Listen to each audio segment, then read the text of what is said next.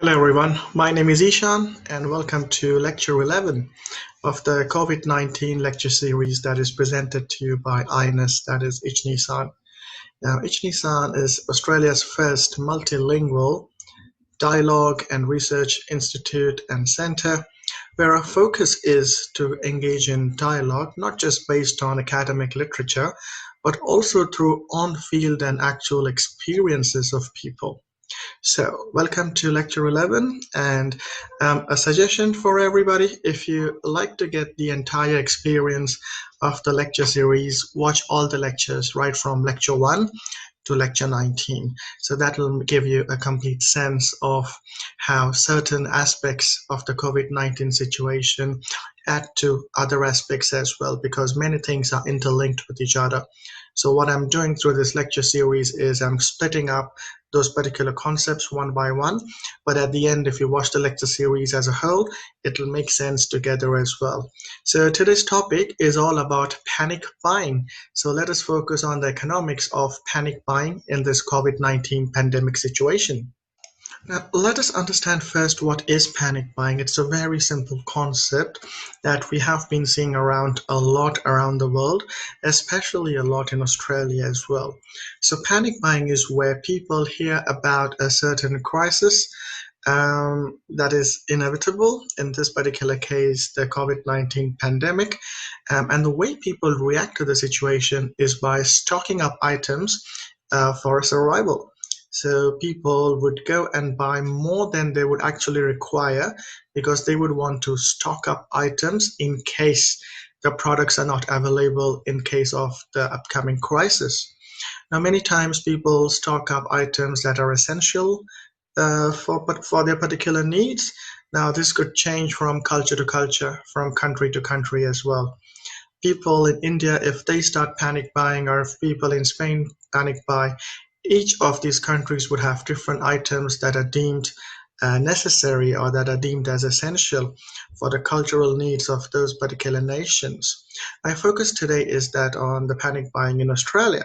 Now, from the Australian context, panic buying includes those particular essential items that people feel they would really need in order to survive if they were locked inside their houses. So this whole situation arose when there was an announcement of a lockdown and people were hearing news how different lockdowns around the world were executed. In some countries, people were absolutely not allowed to even step outside their houses, which raised the question, how would you access those essential items if you haven't stockpiled them in your houses? And that's where people went out in numbers and started buying items in bulk more than what they would have actually needed.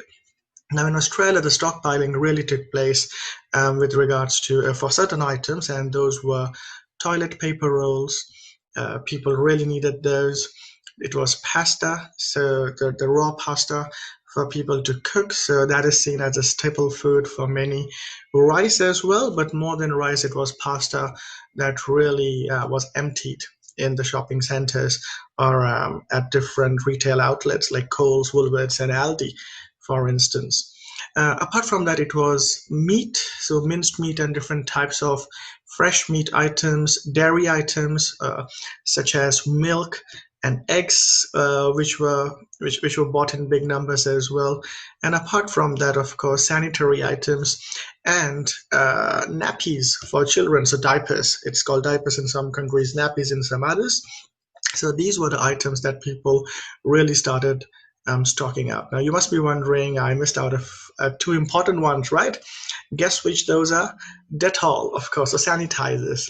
Anything that is a disinfectant and a sanitizer. So disinfectant sprays of different companies, maybe the liquid that you use to clean your floor. So once again, disinfectant liquids, disinfectant soaps.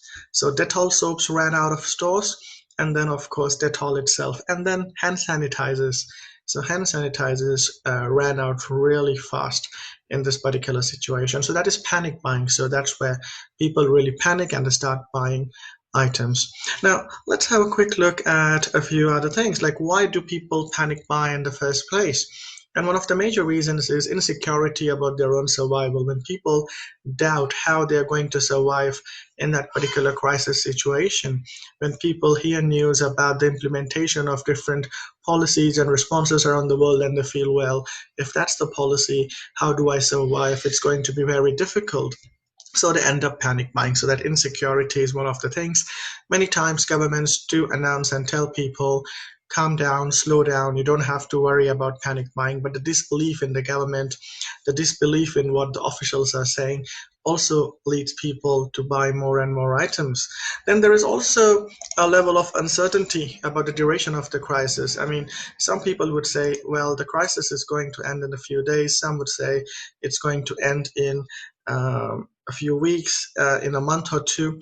But that uncertainty is another factor that brings in people out in huge numbers to panic buy, because they wouldn't know how long a certain crisis is going to last. No one can really tell. We don't know, we still don't know how long the COVID-19 pandemic is going to last, really. We don't know if there are flood situations, how long the floods are going to last. We don't know if there are droughts, how long the droughts are going to last as well. So many times it is the duration of the crisis that is unknown, and that particular uncertainty drives people to buy in bulk. It's also the survival mode and family first attitude. When people enter that survival mode, Bear Grylls probably, or Survivor series, where they go, well, I have to look after my family, fend for myself and the people I love. I don't care about anybody else around. Right now, it's just the survival of our family members. And many times people enter that aggressive survival mode where they end up just thinking about their own survival and not the overall survival of the community. That attitude also leads people to panic buy. Now, survival mode is different to being selfish. Now, survival mode is, well, you could have people pregnant at home, you could have a pregnant wife, you could have old people who have certain if they're unwell, for instance, or some illnesses, or you might have tiny babies or young kids in the house for whom you would really want to get into that survival mode. You would say, well, my children, my family, my pregnant wife, for instance, or the elders in the family, they are the priority.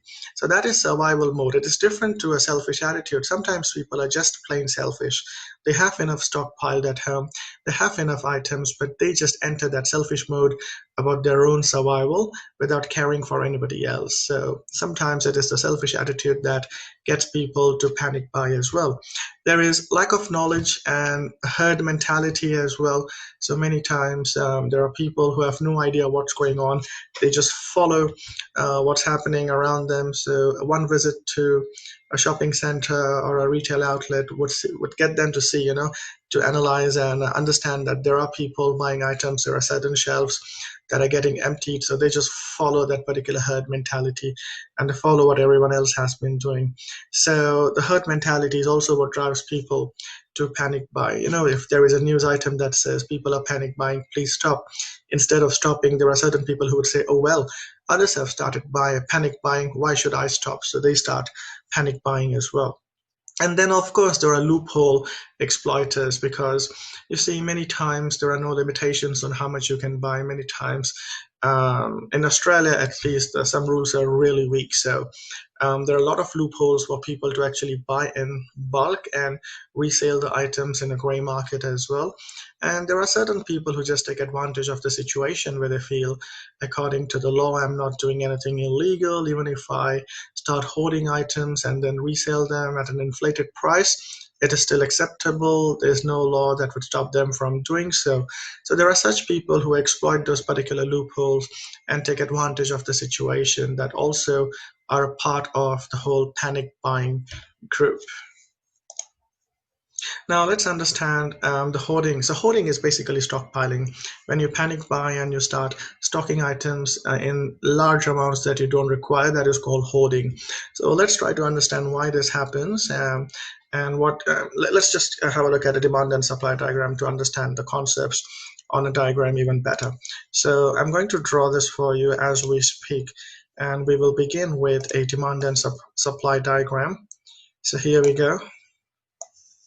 You got your X and Y axis for your demand and supply diagram. This is very, very simple. It's one of the basics that we learn about demand and supply, which we actually now see in practicality as well with regards to what's happening to the particular market. So let's name our diagram so we know which curve is what. We have named our demand and supply curve. We are going to name our price and quantity as well. And now based on this, let's play around with what's going on. So this is your regular equilibrium price and equilibrium quantity. Equilibrium price and equilibrium quantity are ideal or hypothetical combinations of price and quantity in which the market clears and there is no surplus and no shortage remaining. So this is your equilibrium price and an equilibrium quantity. Now what happens usually is when people get the news that there is a crisis happening and there could be a shortage of certain items, people assume that the worst could hit them and they actually end up buying more than what they would usually require. Now this response from people is not because of a change in price. If there was a change in price, we would have a movement along the curve and we would see a regular law of demand and supply hold. Of course, the law of demand and supply does hold here as well. However, the law states that everything else remains constant and does not change, which is not the situation here. The crisis situation is changing, the environment is changing, the disease is changing, government policies are changing, whereas people's buying decisions are changing as well.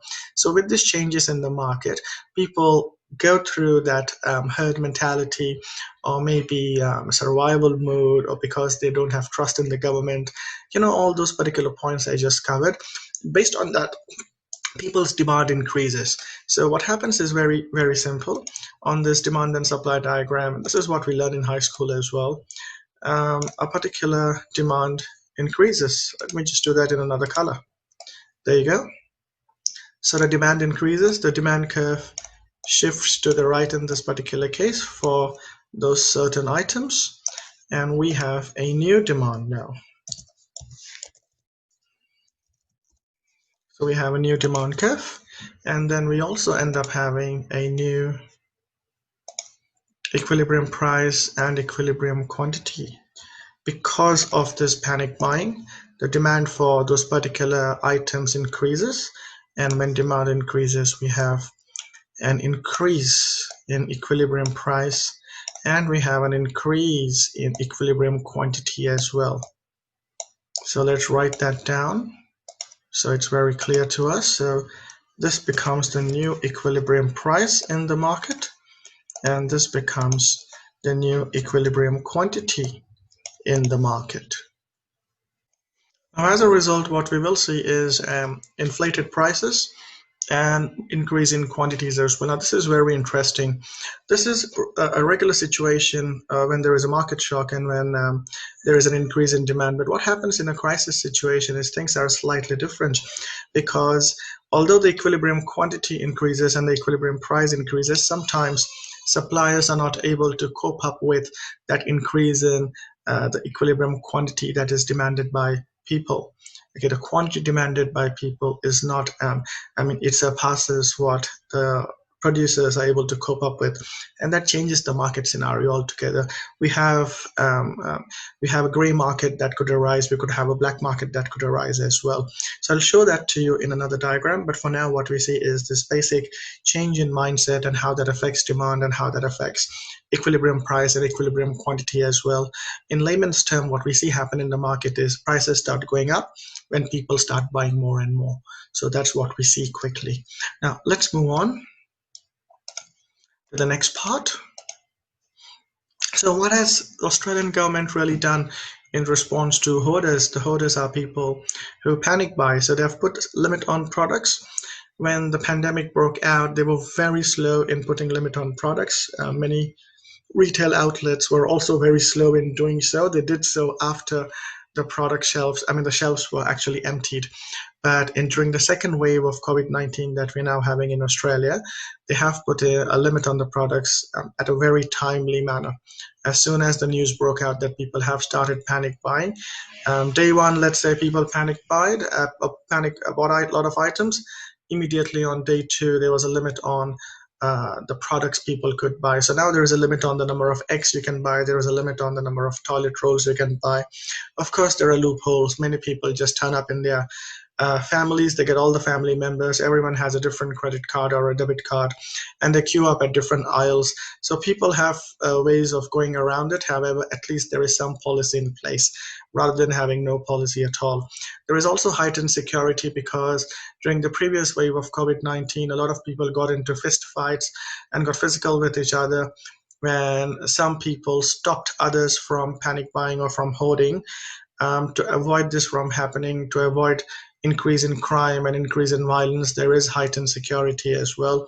And of course, there are a lot of announcements being done by premiers of different states where they have been warning people against panic buying. In fact, a lot have been saying, well, there is no reason to panic buy right now at all. So these are a few things: public announcements, heightened security, and limit of products that have been implemented by Australia towards hoarders. So now let's try to understand a particular part, that is a limit on the products, how this is going to affect the market. So let us do that in this particular diagram. So let's have a look at the market when we have policies against hoarding. When government or stores decide to add a limit on the quantity, so you must have seen in this particular diagram I've swapped the P and Q, but that doesn't matter. Our EQ has now come on the y-axis and EP has come on the x-axis. The demand curve is still downward sloping and the supply curve is still upward sloping. So the law of demand and supply still hold even if I have swapped the P and Q. So you see, this is the new equilibrium quantity and equilibrium price. That is after an increase in demand. So what the governments or what the stores need to do is understand what the new demand is.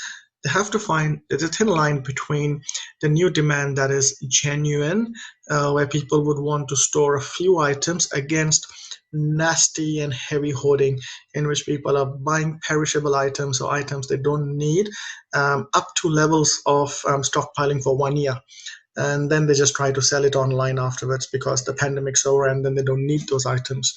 So to avoid that from happening, limits are put onto products. Now what happens is, if this limit is put somewhere up here, so let's assume this particular line is the limit they have put, that is ideal. Anything above here, so any limit on the product up here is ideal, that is above the equilibrium, because you're putting a limit, you're stopping people from overbuying, but at the same time, you're keeping the market efficient. So there is no shortage or surplus in the market. So as far as the governments have proper economic analysts and they can have proper projections about the needs of people through different models and data and numbers, this is fine as far as it's kept above the equilibrium.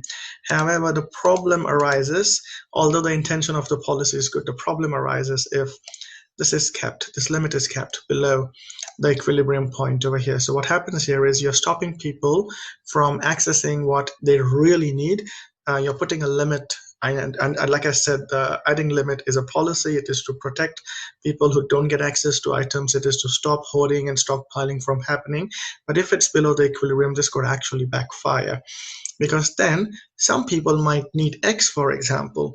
People might need 2 or 3 dozen eggs in a week. Now I'm talking about larger families, okay? And we have to broaden our perspective. If someone doesn't eat those many eggs, doesn't mean larger families don't. So some families may require 2 or 3 dozens of eggs each week. And what might happen here is, when government or retail outlets put a limit on the number of eggs you can buy in one transaction and say, well, you can't buy more than 6 or 12 eggs, families who might require more are actually divided of getting what they really need. Now, this might need them to travel more frequently and have more transactions, but that's actually going to be an inefficient and less productive market situation, because people have to spend more time, energy, and money to get the items in different transactions, in different visits that they could have gotten in one. So this entire situation is not a very ideal situation, and it leads to a shortage in the market. And I'll show you how. So this is what arises. This region that you see becomes the shortage, and the shortage is artificially made.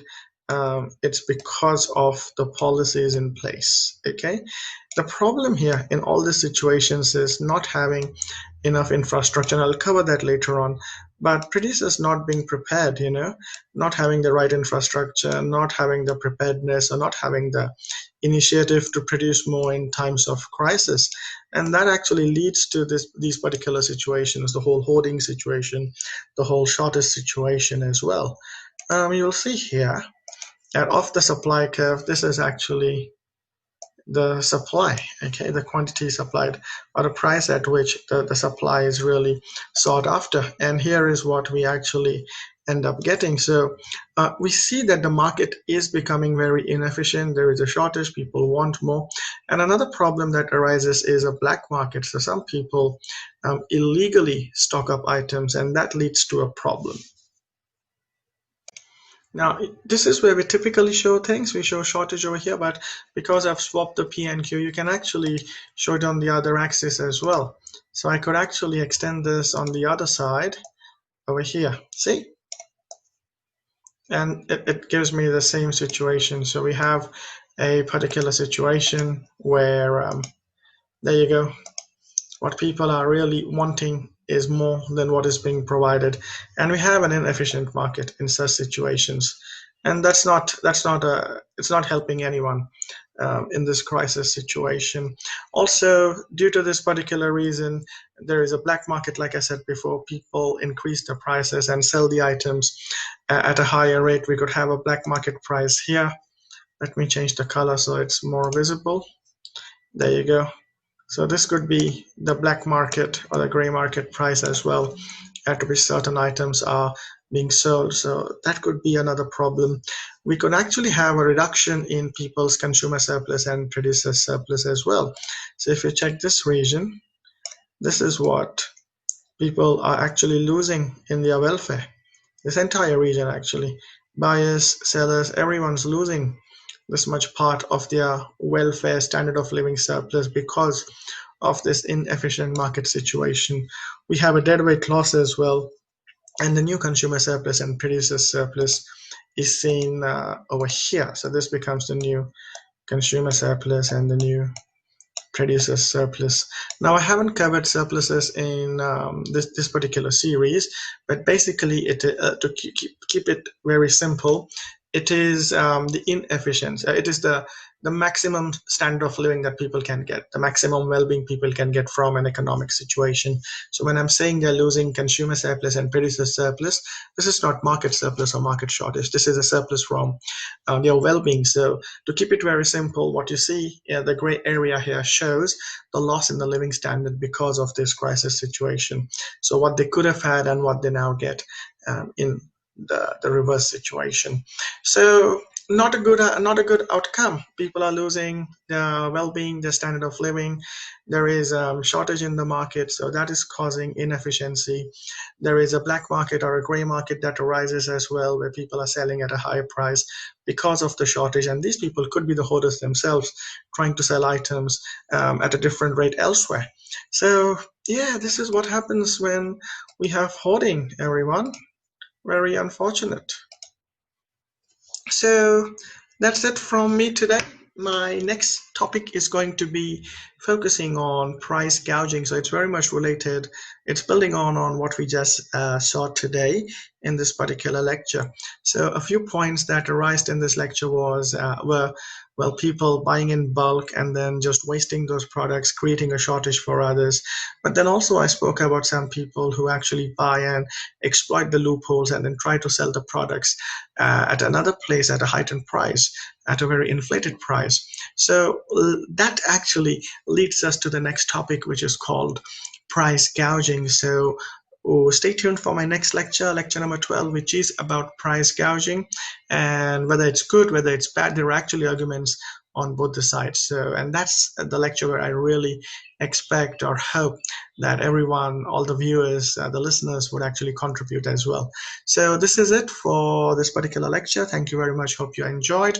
And if you have any thoughts or comments, make sure you comment in the YouTube comment section, and also like and subscribe to my particular channel. It's called INS Ichni-san, in which I will keep uploading different lectures. And once the COVID-19 lecture series ends, I will continue uploading more lectures. And as I've been saying before, there are many exciting projects and items planned up. There are some meetings, there are some debates, there are some interviews with very influential personalities that have been planned up. So stay tuned on this particular channel, and I'll see you in my next video. Thank you, and I'll see you then. Bye-bye.